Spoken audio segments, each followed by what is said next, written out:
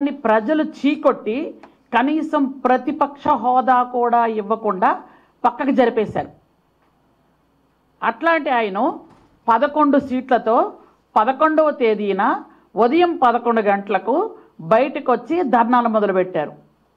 ఏదో పెద్ద వాళ్ళు చేస్తున్నటువంటి నీతి నిజాయితీ కార్యక్రమాల్లాగా. అసలు చూసిన జనాలు కూడా సిగ్గుపడుతున్నారు. అసలు దేనికి వీళ్ళు బయటకు వచ్చి ధర్నా చేస్తున్నారు అని.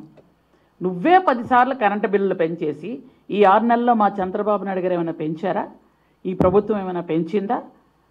పెంచకపోతే కానీ నువ్వు గజనీవి, ట్యాబ్లెట్లు వేయడం మర్చిపోయి ఉంటావు. కానీ కొంచెమైనా ఆలోచించాలి కదా.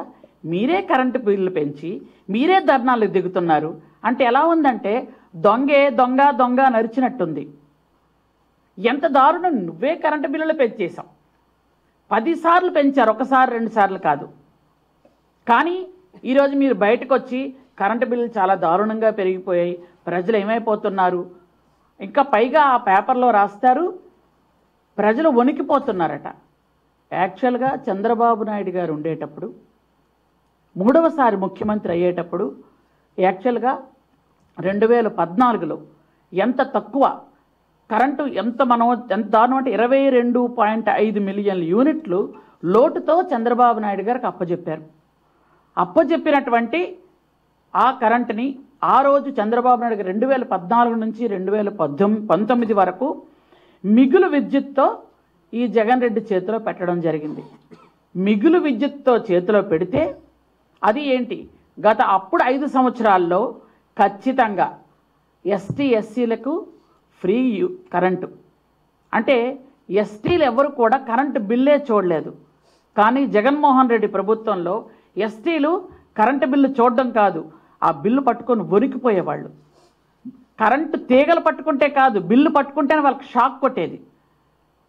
అసలు కరెంటు బిల్లు అంటే ఏంటో తెలియనటువంటి ఎస్టీ గూడాలు, ఎస్టీ పల్లెలు, హిల్టాప్ ఏరియాలు, గిరిశిఖర గ్రామాలు అందరూ కూడా కరెంటు బిల్లు వచ్చింది అంటే కరెంటు బిల్లు ఏమిటి అని ఆశ్చర్యంగా చూసే పరిస్థితి జగన్మోహన్ రెడ్డి తీసుకొచ్చాడు. 2 నెలలకి కరెంటు బిల్లు సామాన్యమైన మధ్యతరగతి కుటుంబాలకు 250, 300 బిల్లు వచ్చే వాళ్ళకి ప్రతి నెల 500, 600, కొంతమందికి 1000 రూపాయలు కూడా వచ్చేది నెలకే. నిజంగా ప్రజలందరూ వణికిపోయారు. ఆ వణికిన తాలూకా ఈరోజు నిజస్వరూపమే. ఈరోజు మీరు 11 సీట్లతో పక్కన వచ్చారు.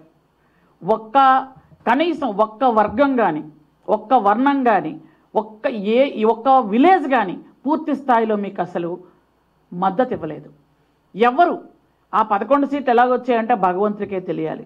ఏవో చిన్న చిన్న తప్పులు వాళ్ళు వచ్చి ఉండాలి. కానీ నిజంగా యాక్చువల్గా చెప్పాలంటే 170 సీట్లు, 164 సీట్లు నీ